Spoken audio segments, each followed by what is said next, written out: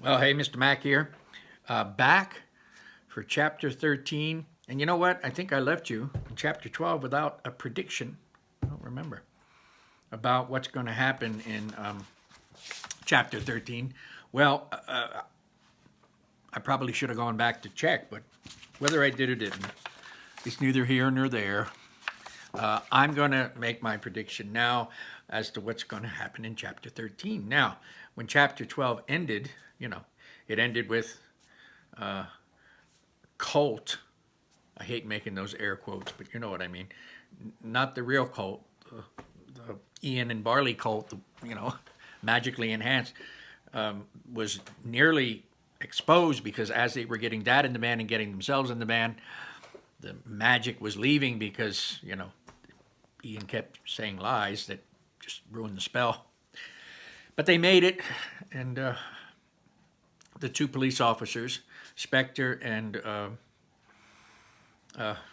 it went right out of my head. The two police officers, one of them was he was okay with everything. Spectre, I do remember Spectre. He was suspicious. Remember, the last thing he saw was hoof prints that turned into boy prints, footprints. So I think, and the last thing that happened was Spectre made a call on his radio. Hello, I need to speak with Colt. And, when the real Colt finally comes on, my prediction is he's going to verify that he was never there and that something odd and weird is going on. So my prediction is that just that. Colt's going to get there lickety split, and the real Colt, as well as Spectre, will go look for. We'll go look for Gore. That was the other officer's name. They'll go look for Ian and Barley. Now, we didn't hear about two other characters. We didn't hear about Laurel, nor the Manticore. So I'm really curious. They were on their way to get the sword so that Manticore could help Ian and Barley because of this curse, So, anyway. Oh, and you know what? On the last one, I did say something like, this is Good Friday this week. We all have off, blah blah blah, and that the newsletters will end. I don't want anybody thinking that when I said that, I didn't mean that the newsletters are done and over forever. They're just, the newsletters that are coming out, that have come out, will certainly still be there. But the new newsletter won't be out till April the 20th. That's Monday after spring break. So what I meant was, Zoom will end for next week. There will be no Zoom meetings. There'll be no new newsletter and things like that. But it's just for that week. Chapter 13. So here we go. A heavy silence hung in the van. Barley stared at the road ahead as they drove. Finally, Ian spoke. Barley, I don't know what happened back there, but I don't think you're a screw up. Barley didn't say a word. Maybe the magic just got it wrong. You know what I mean? Barley snapped on the stereo and turned the volume way up, playing some heavy metal music to tune his brother out. So Barley is upset. And if you remember, think back to the chapter. Gore, one of the cops, was saying, oh yeah, Laurel's son is a screw up. And the fake Colt was saying, oh, I don't think so, thinking it was him, Ian. Come to find out, Gore was talking about Barley being a screw up. And evidently, we can infer that Barley's sitting there not speaking, and he's turning on the radio full blast to drown out what his brother's saying. Barley's hurting. Barley's upset. Barley is hurt by what he found out. So, I don't know what happened, Ian shouted over the blaring electric guitar. Barley raised the volume even higher. Barley just didn't want to talk about it. Ian continued to yell, and suddenly Barley whipped off the expressway and pulled into a deserted rest stop. So I'm Barley's driving. He quickly got out of the van, leaving the loud music on, and angrily ripped open a bag of cheese puffs. "Where are you going?" called Ian, following him. "Barley, come on. This is all just, Barley stopped and turned to face Ian. "I'm not a screw-up," he shouted, eating his puffs, finally letting out some of his anger. "Brother, I didn't say that you were." "The magic said it for you." "Well, the magic got it wrong." Now, I want you to remember, too, he's upset because of what the cop said about Barley being, but also about when Ian, as Colt said, he's not a screw-up. I don't agree with that. He lost another thing, which means that that was a lie. So to Barley, it didn't matter what Gore said. It really didn't. But it did matter that Ian lied when he said Barley's not a screw-up. And what Ian's doing now is trying desperately to apologize. Like Ian's saying, I didn't mean that. I didn't get it wrong. The magic got it wrong. But Barley, he's upset. Last thing he wants in the whole world is for his brother to think he's a screw-up. That's why he's upset. "Well, the magic got it wrong, Barley, not me," Ian said. "Magic doesn't get it wrong. The cop asked a question, you answered, and the magic revealed the truth, right? You believe I'm a screw-up.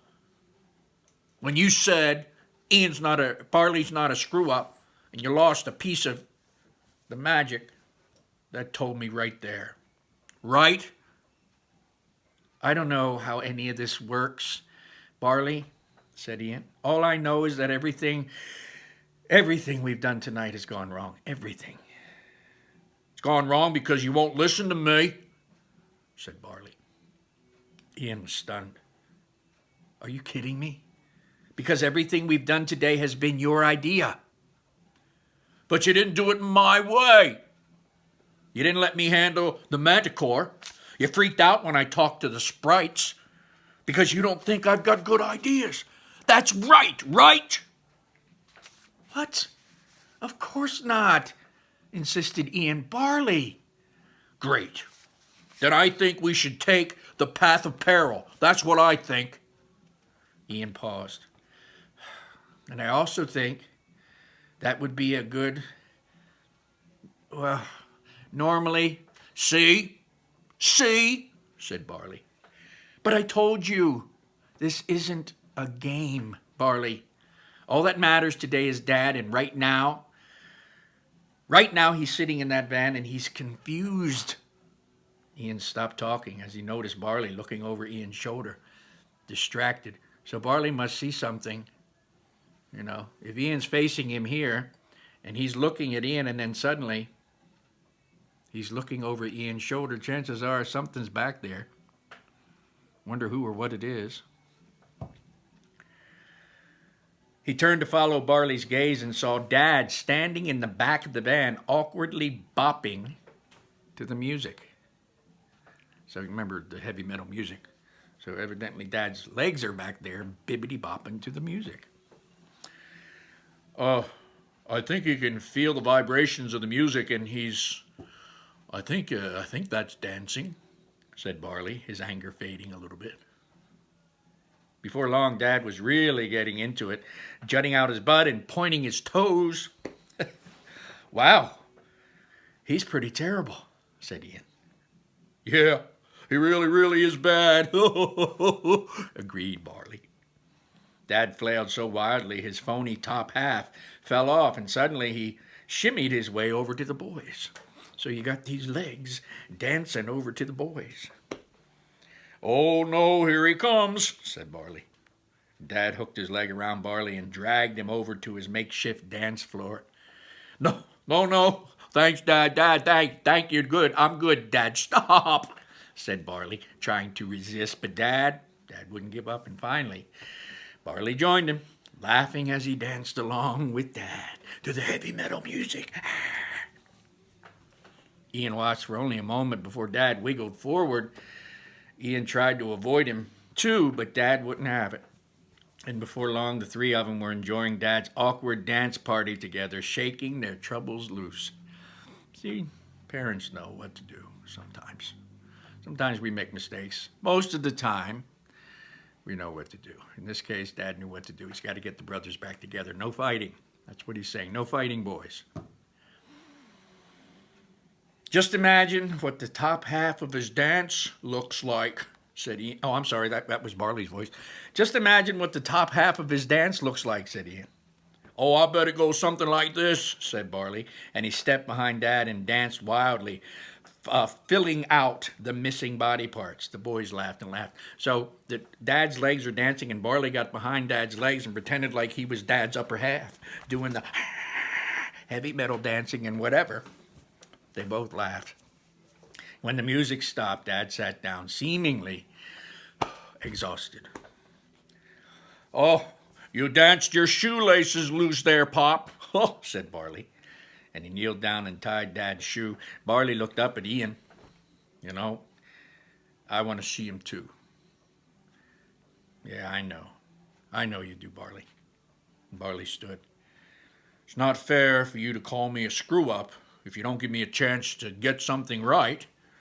Just do one thing my way, okay? Give me a chance, brother. You really think the path of peril is the best way to go to the mountain? You really think that, huh? Barley nodded. Ian looked uncertain as he thought for a moment, but then he said, okay. Barley grinned. They hopped back into the van, and instead of getting back onto the expressway, they turned down a dusty, unpaved road. They didn't realize it, but the rough terrain shook Guinevere's rear bumper right off. So if you remember, one of the bumpers, the front bumper, I think, fell off, and Ian duct taped it back on. Well, now the back bumper fell off. The thing about it is, they don't know it fell off. So if they don't know it fell off and they left it in the dust, don't you think that might be an indication of something? I do. Thinking. So that's the end of chapter 13. That was a short chapter, but it was a good chapter. I think it was good. Those two brothers, just like all brothers, siblings, brother, sister, brother, brother, they all get hot under the collar sometimes and fight, you know. But I know we did growing up. I'm the oldest of four of us, so we were fighting all the time. But we always came together at some point. That's what happened there. Dad helped with that. My prediction is they're going now to the path of peril, and they're, you know, the two of them now are working together. It isn't all Ian's idea. It is also Barley now. On the path of peril, down this dirt road, the bumper falls off. I think the bumper is going to be an indicator. Colt's going to be alerted to the fact. He's going to get hold of Laurel. She's going to tell him the boys are missing. He's going to start looking with Spectre, probably, and Gore. Definitely Spectre, because Spectre knows something is up, the other cop, you know. And that bumper is going to lead them on the same path. That bumper is going to be a calling card, so to speak. They're going to be looking for him, and then somebody's probably going to say, oh, let's turn down here, you never know. And sure enough, there's the bumper. We're on the right track. That's what I think. So that's that for chapter 13, and I'm going to read 14 tomorrow, and try to get maybe 2 more chapters on here before spring break. And I don't know, over spring break I enjoy this. I certainly may finish the book. We don't have that many more to go. As far as chapters go, this book goes up to chapter,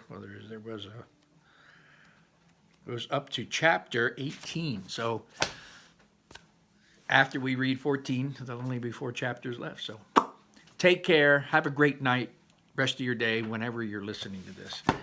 Stay clean. Keep your hands away from your eyes, nose, mouth. Eat. Enjoy. Don't make your parents crazy.